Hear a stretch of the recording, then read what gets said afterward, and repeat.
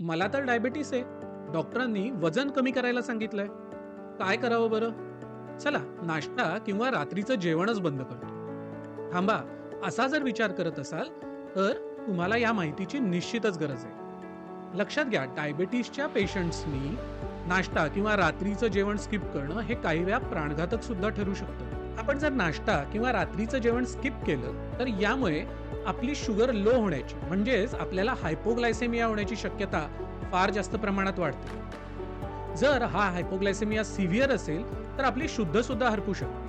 बऱ्याच वेळा हायपोग्लायसेमिया झाल्यानंतर आणि खास करून त्याची लक्षणं आपल्याला जाणवल्यानंतर आपण पटकन काहीतरी गोड खाऊन घेतो. यामुळे आपली शुगर फ्लक्च्युएशन्स खूप वाढतात. काही वेळा शुगर एकदम लो जाऊ शकते आणि त्यानंतर रिबाउंड होऊन खूप जास्त वाढूही शकते.